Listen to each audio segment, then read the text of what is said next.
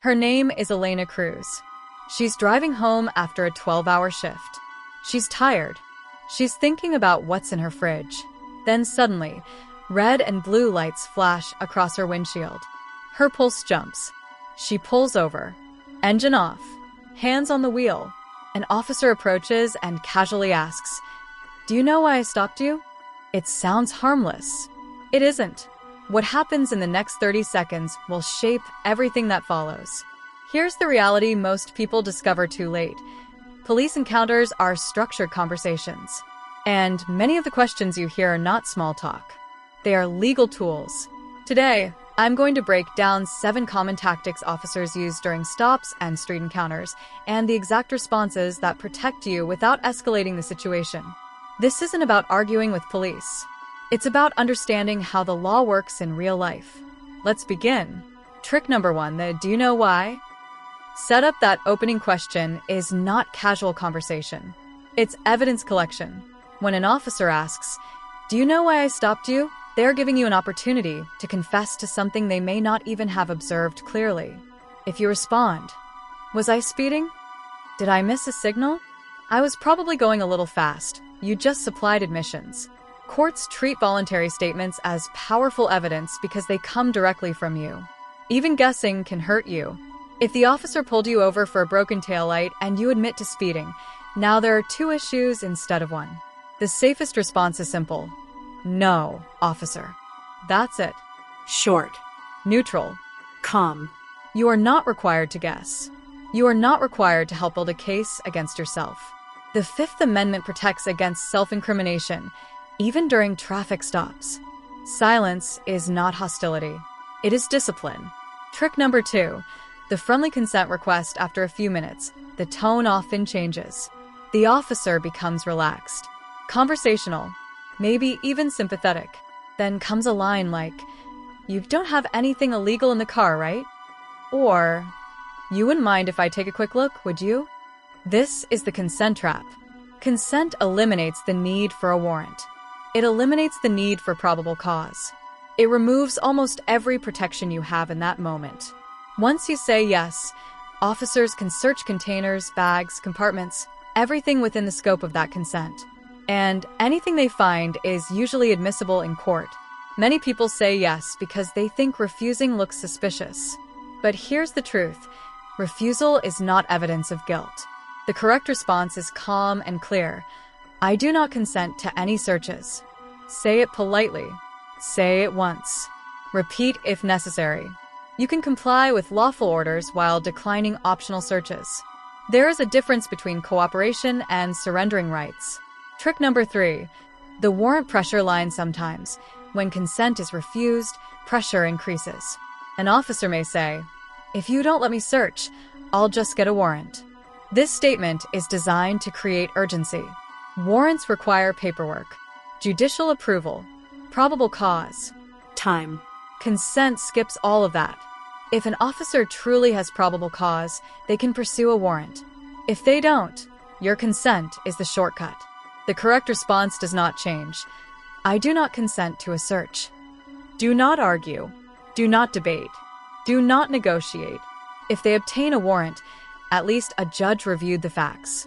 That paper trail can be challenged later. Consent erases that layer of protection. Pressure works best when people feel rushed. Slow down. Stay steady. Let procedure happen. Trick number 4, the "am I free to leave?" Gray zone. Not every police encounter begins in a car. Maybe you're walking through a parking lot. Maybe you're in a store. An officer approaches and starts asking questions. It feels informal. You're unsure if you can leave. Here's the single most important question in that moment. Am I free to leave? That question forces clarity. If the officer says yes, leave calmly. Do not linger. If the officer says no, you are being detained. And when detention begins, your right to remain silent becomes crucial. You can say, "I would like to remain silent and speak with an attorney." You do not need to explain further. Police rely heavily on casual conversation to gather facts. The gray zone exists because people hesitate to define the encounter. One calm question removes uncertainty. Trick number 5, The late night knock, it's 11:30 p.m. There's a knock at your door. Two officers stand outside and say they just want to ask a few questions. This tactic is often called knock and talk. Without a warrant, officers rely on voluntary cooperation. Once you open the door fully, they gain access to visual information. What they see inside may create probable cause. You are not required to open the door wide. You can speak through a closed door. You can step outside and close it behind you. You can ask, "Do you have a warrant?" If the answer is no, you may decline entry. If they claim to have a warrant, ask to see it. The home has the strongest constitutional protections. Do not surrender them casually out of politeness. Calmness matters. Respect matters. But so do boundaries. Trick number 6. Legal deception during questioning. Many people assume police must always tell the truth during questioning. That assumption is incorrect. Courts allow officers to use certain forms of deception during interrogations. They may say, "Your friend already told us everything. We have your fingerprints. There's video." Even if that's not true, these tactics are meant to create psychological pressure. People begin doubting themselves. They talk to clear things up. And in doing so, they provide statements that can later be used against them. The safest strategy when questioning becomes serious is consistent. Am I being detained? Yes. I want to remain silent and speak to an attorney. Then stop talking. Silence cannot be twisted. Explanations can. Trick number 7. The "I smell something" justification. One of the most powerful roadside tools is the claimed smell of marijuana. In many jurisdictions, an officer's statement that they detect the odor of marijuana can establish probable cause for a vehicle search. Odor is subjective. It doesn't show up on video, and it's extremely difficult to disprove roadside. This is why consent matters so much. If you consent, the debate over probable cause disappears. If you refuse consent and a search happens anyway, that issue can be challenged later in court. If an officer says, "I smell marijuana, I'm going to search," your response should remain calm. "I do not consent to any searches." Do not argue about the smell. Do not escalate. Let the legal system evaluate the justification later. Your job roadside is preservation, not persuasion. The bigger pattern. Notice the pattern across all 7 tactics. Step 1, pressure. Step 2, conversation. Step 3, expansion of authority. Police rely on speed, uncertainty, and voluntary statements. You protect yourself with clarity, consistency, calm repetition.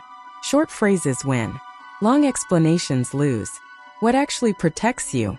You do not need to argue law on the roadside. You do not need to prove innocence in a parking lot. You need to stay calm, keep movement slow, comply with lawful commands, decline optional searches, limit unnecessary conversation. That balance protects both safety and rights. Remember, police encounters are structured. They follow predictable patterns. When you recognize the pattern, fear decreases. Preparation replaces panic. Final thoughts. Elena's stop ended without incident, not because she argued, but because she stayed calm, answered only what was required, declined consent politely, and didn't guess. Most cases are shaped not by dramatic events, but by small sentences spoken under stress. You never have to be rude. You never have to be confrontational. You simply have to be disciplined. Rights exist on paper. They work only when exercised. If this breakdown helped you understand how these encounters actually unfold, make sure you stay informed and keep learning.